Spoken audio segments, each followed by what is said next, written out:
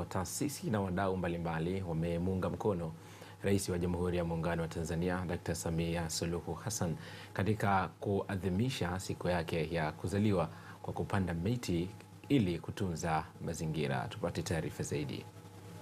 Naibu Katibu Mkuu Taifa wa taasisi inayomuunga mkono Mama Samia Suluhu Hassan, Suleiman Hassan Kibwana, amesema katika kuunga mkono suala hilo, jumuiya kwa kushirikiana na skuli ya Takwa wamepanda miti katika hospitali ya mkoa wa Lumumba ili kuhakikisha eneo hilo linakuwa na mazingira bora ya kijani. Amesema wameamua kupanda miti ya tiba kulingana na mazingira ya eneo hilo, huku akisisitiza jamii kulipa umuhimu suala la kupanda miti katika maisha ya kila siku. Kwamba dawa nyingi za kisasa zinatengenezwa kwa kupitia mizizi, majani pamoja na vitu vingine. Kwa hiyo tumezingatia miti hii kama sehemu ya tiba. Lakini mti mwingine ambao tumepanda miti ya aina ya nani plant.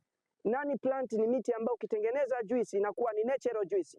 Mgonjwa mwenye kisukari anaweza kutumia juisi hii kwa vijiko 2 mpaka 3 na sukari yake ikarudi kuwa normal. Vile vile mgonjwa mwenye matatizo ya kuanguka pia anaweza akatumia majani haya kujifusha na hali yake ile ikaweza kuwa mujarabu kabisa kwenye kujitibu.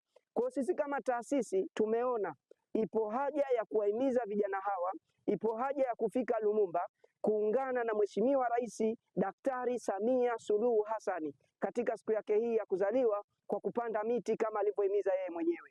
Kwa upande wake, daktari bingwa wa magonjwa ya moyo hospitali ya Lumumba, Hamisi Mustafa, wamefarijika kutokana na kutambua kuwa suala la kupanda miti ni afya, ikizingatiwa kuwa miti waliopanda ni dawa za asili, maradhi ya kisukari na maradhi mengineyo.